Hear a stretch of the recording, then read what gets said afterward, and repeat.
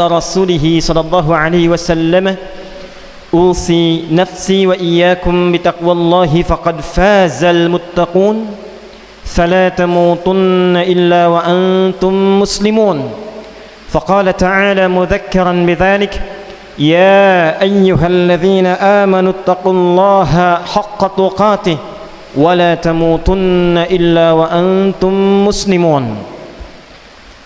Hadirin jemaah Jumat rahimani wa rahimakumullah. Bersyukur pada Allah Subhanahu wa taala mengawali Jumat di hari ini di antara sekian hamba Allah yang tengah masih berkehidupan sampai detik ini. Kita yang masih diberikan kesempatan oleh Allah untuk beriman sekaligus membuktikan keimanan kita dengan menunaikan salah satu kewajiban yang Allah tetapkan kepada kita, yaitu menunaikan salat Jumat berjamaah. Semoga Jumat kali ini diberkahi oleh Allah dan dijadikan sebagai Jumat terbaik dari sekian Jumat yang telah kita jalani.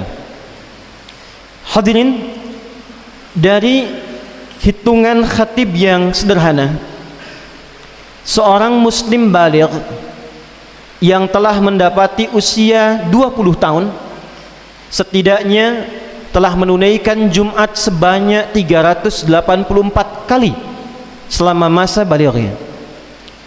Jika ia berusia 30 tahun, setidaknya ia telah menunaikan Jumat sebanyak 864 kali dalam rentang usianya. Jika ia berusia 40 tahun, maka setidaknya ia telah menunaikan Jumat sebanyak 1334 kali selama hidupnya. Demikian seterusnya sampai batas-batas usia kembali kepada Allah Subhanahu wa taala. Pertanyaan besarnya, dari sekian ratus ribu kali Jumat yang ditunaikan itu, apakah setiap muslim yang menunaikan Jumat sudah mengerti tentang hakikat Jumat itu? Sudah paham tentang hikmah Jumat itu? Ataukah Jumat hanya menjadi ibadah formalitas yang datang, dengarkan khutbah, kadang-kadang mengantuk, bahkan ada yang tertidur lantas salat 2 rakaat dan pulang begitu saja? Apakah Jumat itu yang diinginkan saat disyariatkan? Atau ada hikmah lain yang saking pentingnya hikmah ini dijadikan Jumat sebagai pengganti dari ibadah zuhur yang biasa kita tunaikan di hari-hari yang lainnya? Pembahasan Jumat kali ini akan menampilkan hikmah yang dimaksudkan dan mengantarkan kita pada awal mula Jumat disyariatkan. Hadirin rahimani wa rahimakumullah, jauh sebelum masa Islam yang kemudian risalahnya ditugaskan oleh Allah Subhanahu wa taala kepada Rasulullah sallallahu alaihi wasallam untuk ditebarkan, masyarakat Arab pada masa itu yang dikenal dengan jahiliyah sudah memiliki agenda pekanan dalam beraktivitas. Bahkan mereka menamai setiap hari dengan bilangan waktu yang menunjukkan aktivitas mereka yang kelak akan dibagi kepada 4 klasifikasi utama.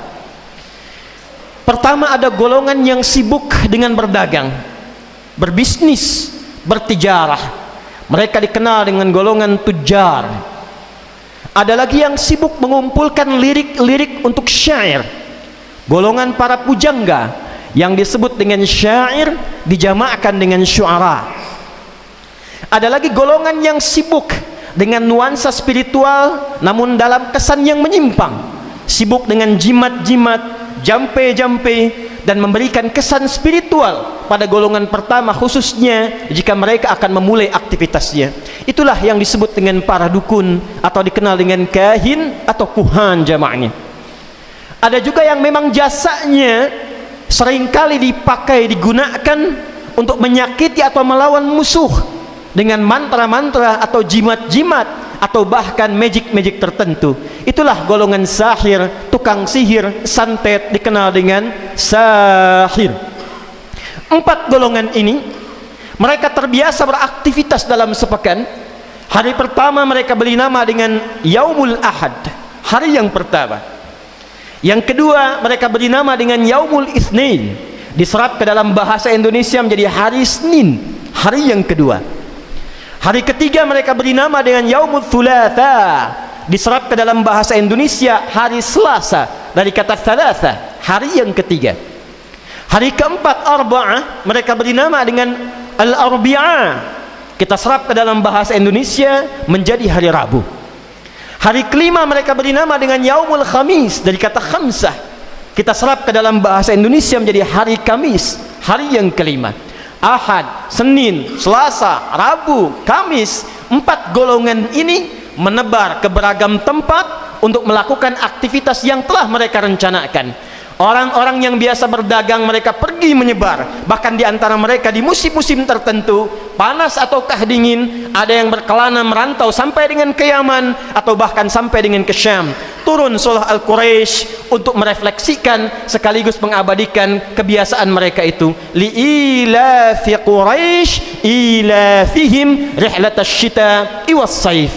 Demikian para syuara, mereka datang ke lembah-lembah, datang ke bukit-bukit mencari inspirasi, kadang-kadang hanya untuk mendapatkan inspirasi, menuliskan lirik-lirik untuk menjadikan semua lirik itu menjadi qasidah yang enak untuk dinikmati. Maka turun Quran surah ke-26 Asy-Syu'ara, dan dari ayat 227 menyampaikan kebiasaan mereka itu. Wasy-syu'ara'u yattabi'uhumul ghawun alam tara annahum fi kulli wadin yahimun. Dan para pujangga itu kadang-kadang melakukan aktivitas yang tidak banyak manfaatnya. Mereka turun ke lembah-lembah hanya untuk mendapatkan inspirasi, setelah itu merakit, menenun syair mereka hanya untuk ditampilkan begitu saja tanpa melahirkan kemaslahatan yang lebih. Demikian para tukang dukun, kahin, demikian para sahir, mereka akan berusaha meramu jimat-jimat yang dengan itu mereka akan coba jual di dua kalangan yang pertama. Hadirin, puncaknya di hari yang keenam. Mereka tidak menamai hari keenam ini dengan nama bilangan seperti awal. Kalau konsisten kita katakan Yaumul Ahad, Al-Itsnin, Al-Thulatha, Al-Arbi'ah, Al-Khamis, konsisten keenamnya As-Sadis. Tapi mereka beri nama dengan Yaumul Arubah. Yaumul Arubah. Pada mulanya di era kakek moyang Nabi Muhammad sallallahu alaihi wasallam, yaitu Ka'ab bin Lu'ay, seperti disampaikan oleh Abu Qasim As-Suhaili dalam kitabnya Raudul Unuf, bahwa makna Arubah pertama kali ditampilkan adalah hari pertemuan untuk berkasih sayang. Yaumur Rahmah, datang untuk saling berkasih sayang, menampilkan perhatian. Tapi setelah lewat generasi, mendekati ke era Nabi Muhammad SAW, maka makna Arubah berubah menjadi hari berbangga sebagai orang Arab, hari untuk berpesta, hari untuk menampilkan hasil kebanggaan dari 6 hari kerja keras ke belakang. Maka mereka akan berkumpul di hari yang ke-6 ini di pusat-pusat perbelanjaan. Mereka berkumpul di pusat-pusat pasar, di aswaq yang dikenal dengan Dumatu Jandal, Suku Uqaf, dan puncaknya bertemulah mereka di satu tempat dekat dengan Baitullah dikenal dengan Jabal Qubais. Maka orang yang paling banyak hartanya di situ akan dipamerkan, akan diangkat, dia naik ke atas dan ditampilkan, ini hartawan terkaya di kalangan masyarakat kita. Maka orang yang paling bagus syairnya, dia akan dinilai, dikumpulkan qasidahnya, dituliskan dengan tinta emas, ditempelkan di dinding Ka'bah yang kelak di masa Islam akan dirubah dengan kain kiswah yang berganti dengan tulisan ayat Al-Quran itu. Dulu tulisannya adalah syair-syair jahiliyah dikenal dengan mu'allaqat. Di situ ada Imra'il Qais, di situ ada pujangga-pujangga yang lainnya. Demikian dipertandingkan setiap datang kesempatan pekan Yaumul Arubah.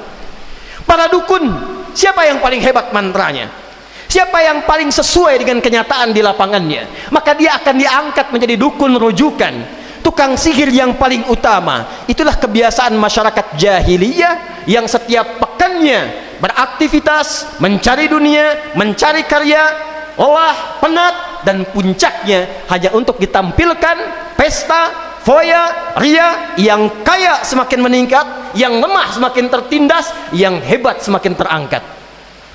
Datanglah Islam membawa risalah pembebasan, membawa risalah kemuliaan, mengangkat derajat manusia dari nilai kegelapan, ketertinggalan pengetahuan, ketertinggalan moral, ketertinggalan nilai-nilai kemanusiaan, maka diangkat, diberikan cahaya dan dinaikkan kepada derajat tertinggi yang tidak pernah ditampilkan oleh nilai kemanusiaan pada masa itu.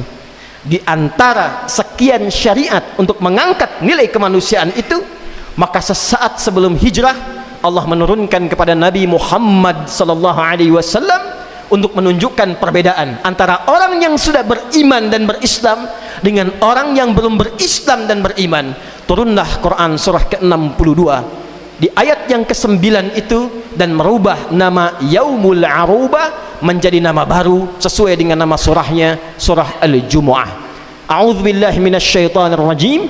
Ya ayyuhalladzina amanu idza nudiya lis-salati min yaumil jumu'ati fas'au ila dzikrillahi wa dzarul bai'. Dzalikum khairul lakum in kuntum ta'lamun. Ya ayyuhalladzina amanu. Ya harfun nida, huruf panggilan.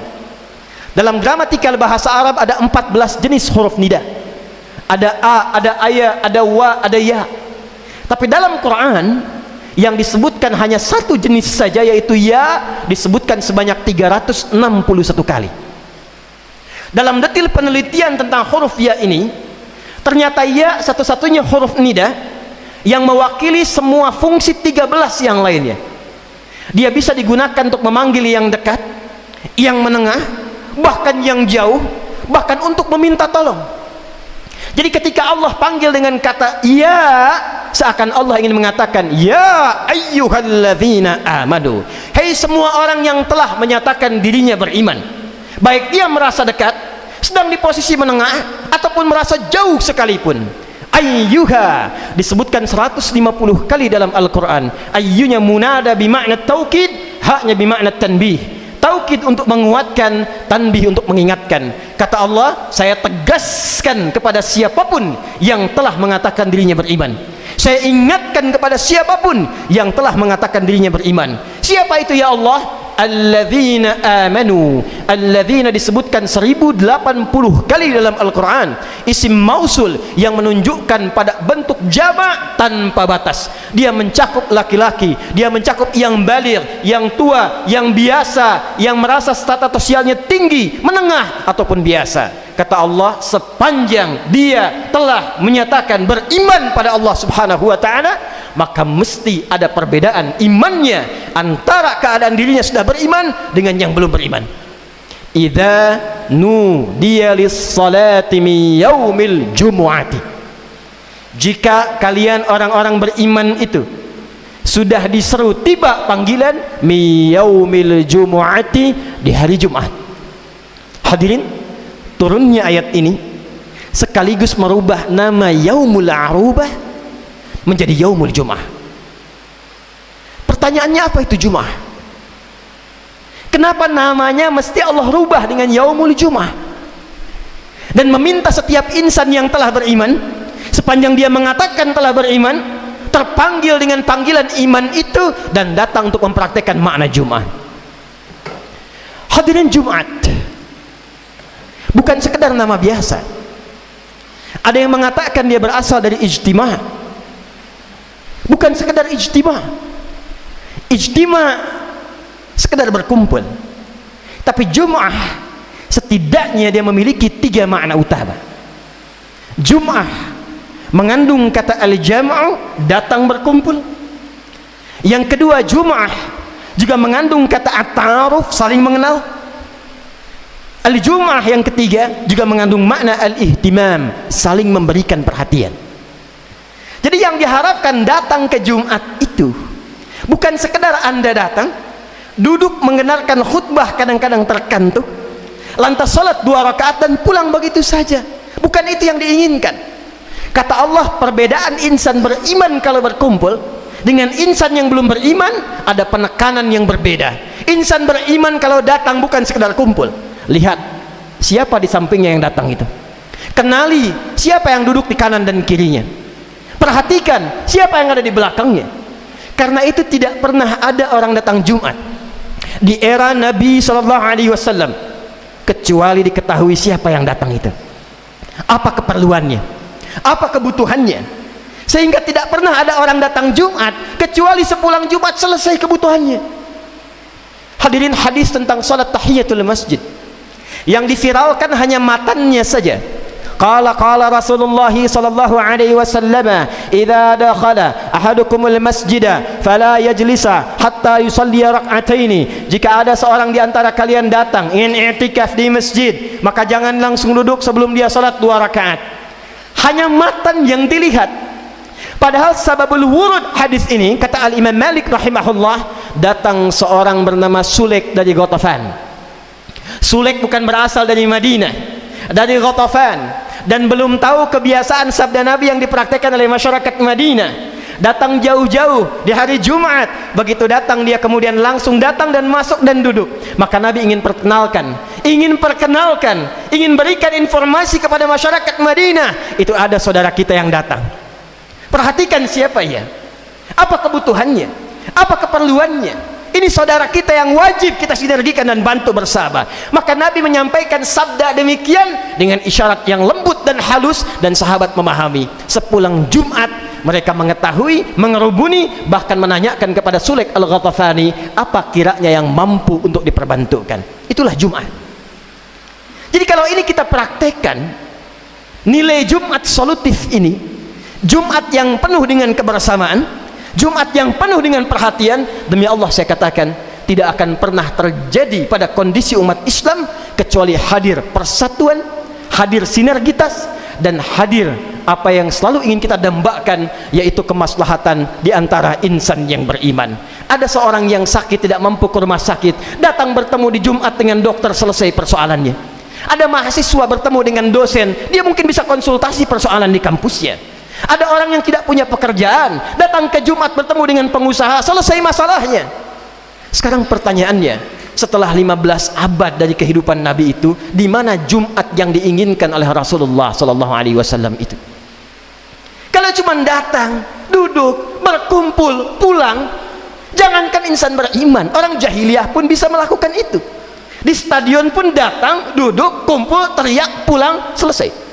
Di pasar datang, duduk, menawar, pulang, selesai. Maka Jumat berbeda. Ya ayyuhalladzina amanu, iman kita dipertaruhkan untuk menampilkan esensi Jumat dalam berkehidupan.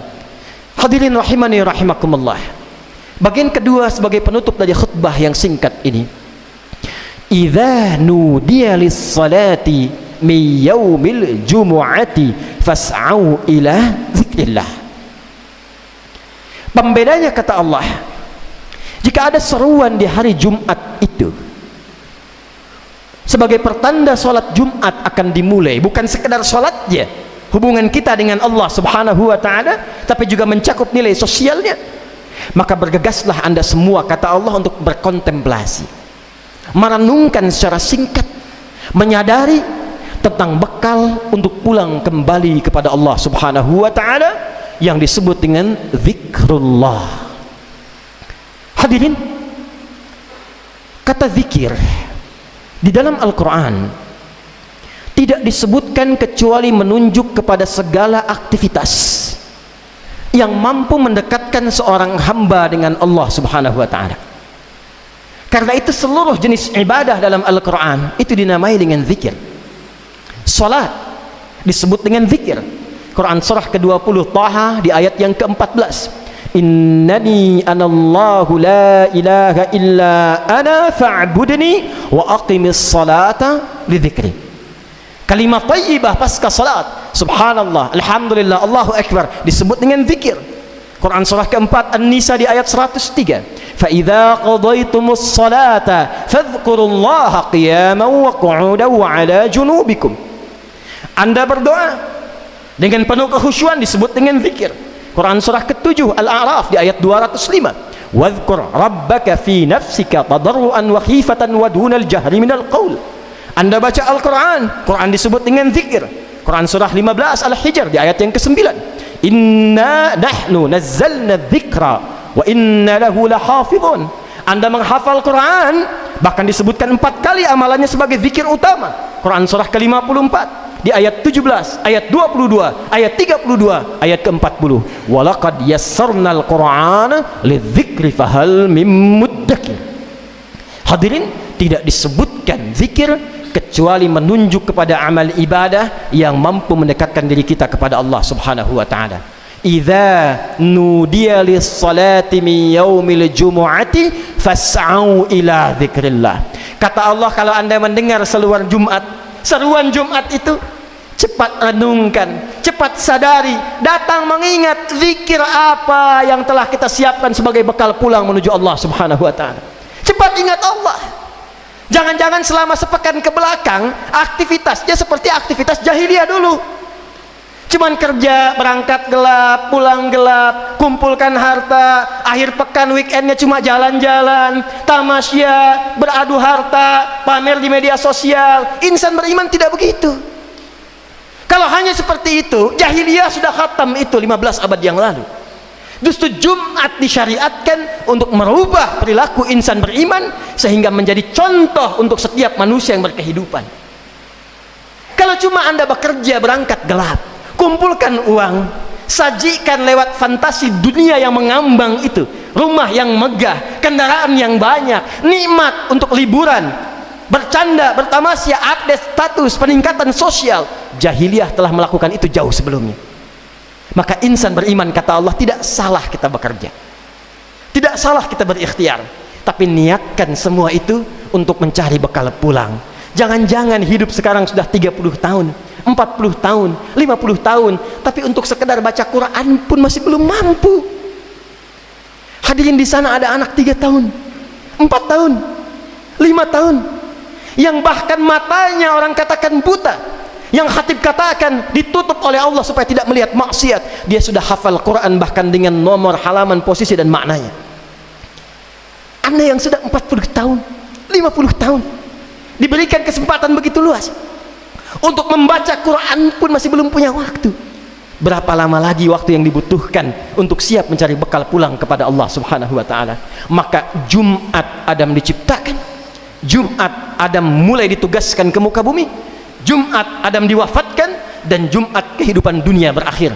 Jika bukan dunia meninggalkan kita, boleh jadi kita yang meninggalkan dunia lebih dulu. Maka saat Jumat itulah kita diminta oleh Allah merenung. Kalau Anda, saya, kita diwafatkan di Jumat ini, bekal apa yang kiranya akan kita bawa pulang menghadap kepada Allah Subhanahu wa taala. Barakallahu li wa lakum fil Qur'anil azim wa nafa'ani wa iyyakum bima fihi minal ayati wa dzikril hakim wa taqabbala minni wa minkum tilawatahu innahu huwas samii'ul 'alim. Ud'ullaha yastajib lakum jami'an.